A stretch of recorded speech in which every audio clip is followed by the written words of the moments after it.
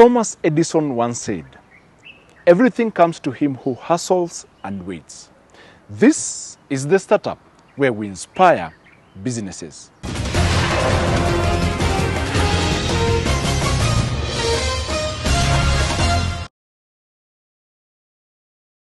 This is the startup where we inspire businesses.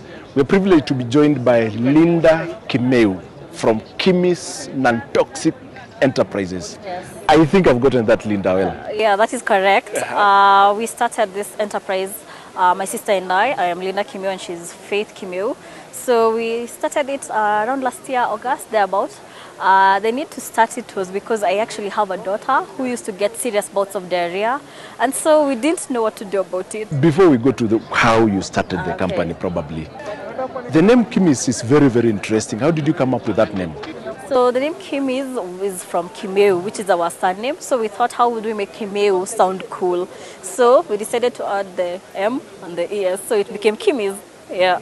It seems that you're working with a family member in that particular business. Yes, we are. I'm working actually with my sister. She's doing her biochemistry undergraduate degree in the University of Nairobi. Yes. And how did you guys decide to start now this particular business? I believe you're from different background and she is also from a different background. How did you come up together and decide, okay, let us start this particular enterprise? Well, we live together and I have a 3-year-old daughter. So she used to get serious bouts of diarrhea. And then from there we wondered what can we do to help reduce these cases of diarrhea. So we decided, let's try washing hands. So the first time we tried making our own hand wash, it failed miserably. It was so bad, it used to break in the center and disintegrate. But afterwards, after trying and trying, we got it right. And then we practiced the hand washing technique with our kid. And from there, her bouts of diarrhea were almost non-existent. Yes. Now, after that experience, how did you decide now to translate this idea into a startup business?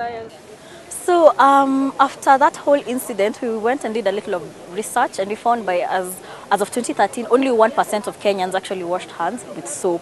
So we decided, oh well, we now know how to make soap, we know how to make hand wash, why not sell it to these Kenyans who don't wash hands with soap? So we approached a friend of mine, he's called Mel Ngao, and he loaned us around 30,000. 30,000. So that was your startup capital? Yes. So from there, it was trips to the industrial area, to the Windis, asking for scientific names to these chemicals, and they didn't know them. So before we knew actually the names that were used in the market were very different from the scientific names. It took us quite a while. We fumbled, we made mistakes, we bought the wrong chemicals. We even at one time bought potassium hydroxide. It was very I can only imagine. Yes. It was very dangerous, but eventually we figured out the names, like the names used in the market, like say for example SLES. Now, when you're saying that, Linda, I believe your background is not in biochemistry. Yes. How she was guiding you while you are looking for these particular products? Well, I do believe nobody has the monopoly of knowledge. If you are interested in anything and you have a passion for it, just go look, go learn. You should Google or research another way you know how to, and you'll find your way there. However, she was very monumental in the whole process because she knew the chemical words, the chemical formulas, the ratios, the whatnot. Yeah, so she was a very great deal to us. So yeah, I think that's how it came to play. Now, the 30,000, I'm really interested in the 30,000. How did you, plan for the 30,000?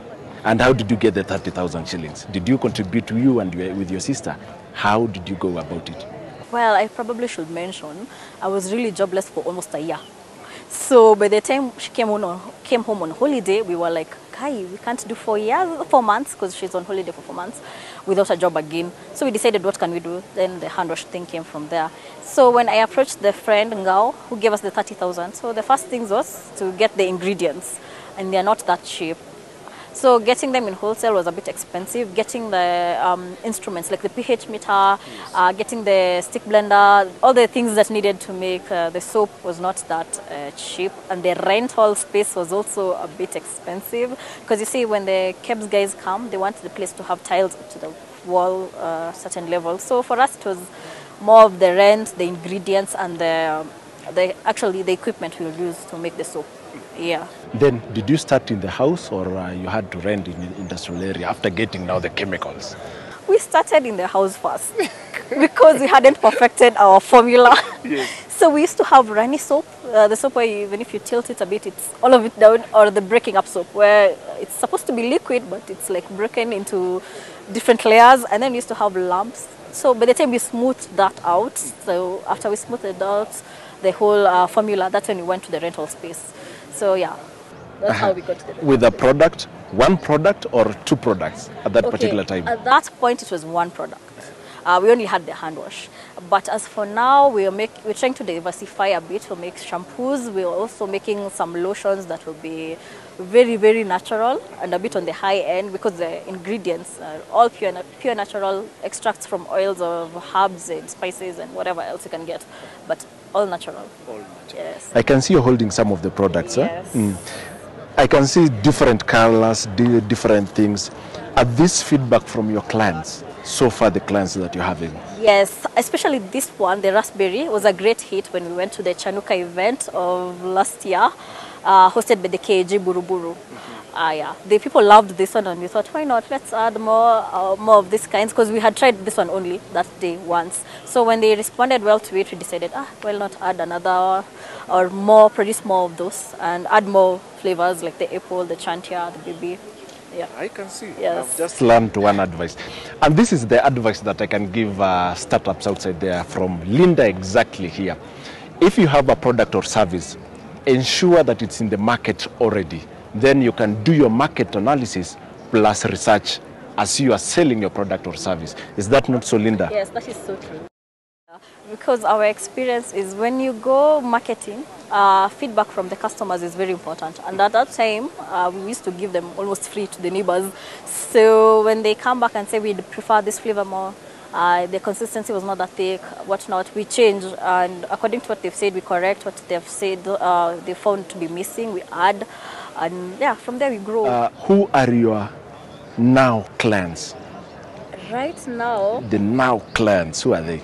right now, I'll not lie, the now clients are the public primary schools we are targeting. Yes. So we have partnered with the county government and we hope to roll out. Now, are you targeting just the public schools or also the private school and also individuals? Okay, like I told you, only 1% of Kenyans as of 2013 wash hands. So our target is the 99% who don't wash hands with soap. Probably, Linda, what is the biggest challenge that you're experiencing as a startup? Your company is not almost 2 years old. It's very, very on its startup stage. What are some of the challenges that you're experiencing? Okay, the capital. The capital is... For expansion? The capital for expansion, yeah. The capital for trying out new ingredients. There are some ingredients like the cocoa, okay, I may not tell you the scientific name, yes, that would actually reduce the number of chemicals that are not natural in the soap. To get that is like 60,000 for I don't know how many liters. So that's expensive, but other than that also, it's the opportunities that are not very well pronounced. For example, if you go to someone and you tell them you have this idea and you want to work within their schools or within their institutions, the bureaucracy that follows is a bit depressing, to be honest. Yeah, because you have to follow a lot of stuff they lay out before you, and you're like, we just need to get this thing to the market there. It will benefit them, but before you get to the market, those bureaucracies are a bit too much. And also, at times, when you apply, for example, for the KEBS, it takes so long before they come back to you. So, yeah, that's also another challenge. KEBS.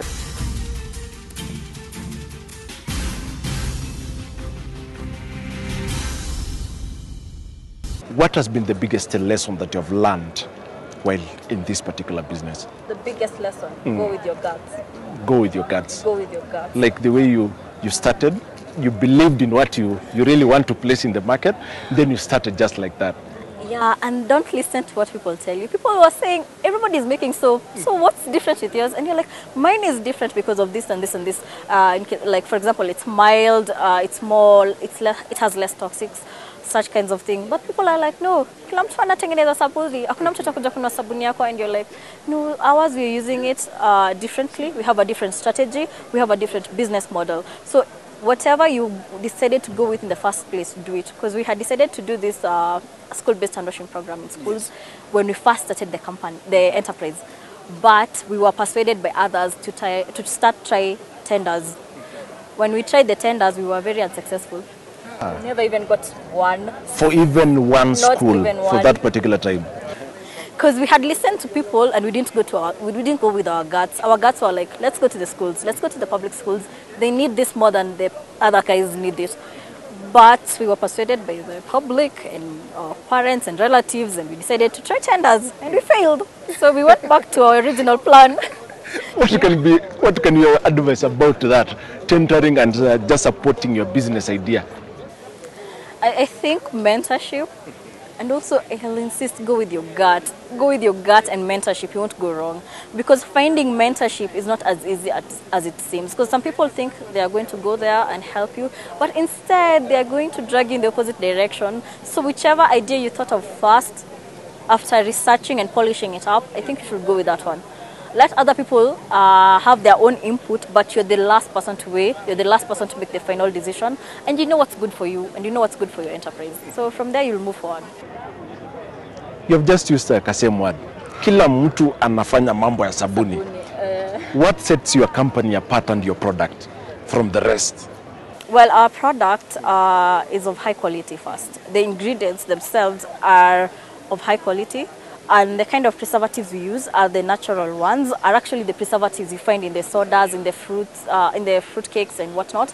So our preservatives are not harsh. Our SLES content is very low. Okay, the recommended range is from 13% to 20%. We chose to go to the lower side of the spectrum, so we go with the 13%. Makes it less harsh. It's very mild.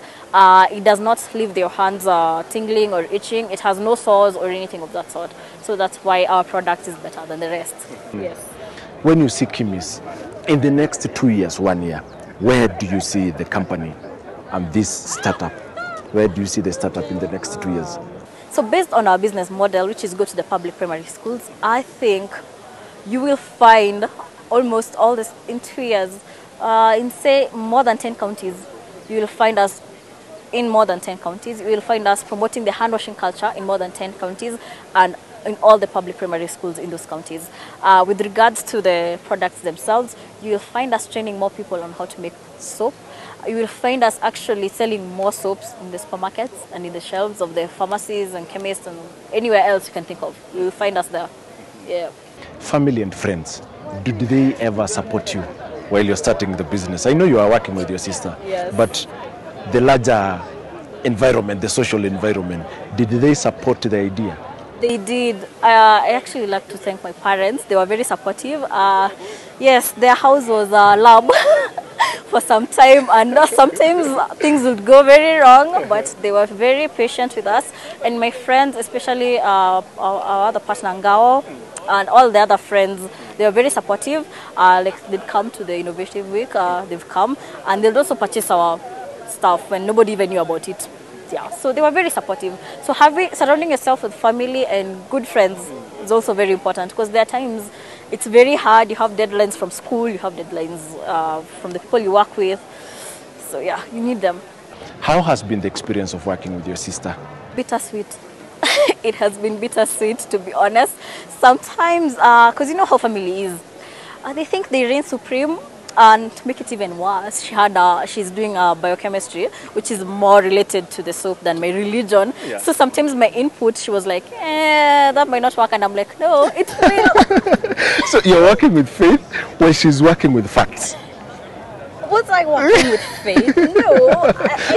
I think if you do your research well, here's the thing. Yeah? What you're taught in school is good, but it's not 100% true. Some formulas you're given in school, when you try them, it's true. Some formulas when you're given in school, when you try them, they backfire so bad. And the formula is straight from the book. But when you go to the ground and start from scratch, trying it yourself, that's when you realize, oh, okay, this is how it's done. So that's when you get the correct formula, the correct everything. Okay, so that was it. I think, yeah, sometimes she's very stubborn. But anyway, we work our way around it. I want you to look at that camera and give other startups an advice. Oh, okay. Yes. So to all the startups out there, don't give up. Keep on trying, keep on pushing. Listen to your gut. It is never wrong. And then, more importantly, surround yourself with good friends, family, and actually mentors, people who have been in this business And lastly, you will get 1,000 no's, but go back there. The last one will be a yes, because we got like more than 1,000. I don't know how many people pushed at us out of their office. But keep on trying, be persistent, be good at what you do. Yeah, that's it. You'll get to where you want to go. Do you face any competition in the business? I suppose there is competition, but I don't think we have the same kind of business model as them, so I wouldn't consider them to be competition as such. There are other people making hand wash, yeah. There are other people making lotions or shampoos, but what makes ours different is the kind of quality it has. Because we are not making it for a large scale so that we can actually degrade the quality, as usually that's what happens. When you go large, the quality goes down. For us, for example, with the lotion, we will customize the lotions for individuals. For example, if you wish to have goat's milk and honey and whatnot, we'll customize it to fit that, and yeah, just that.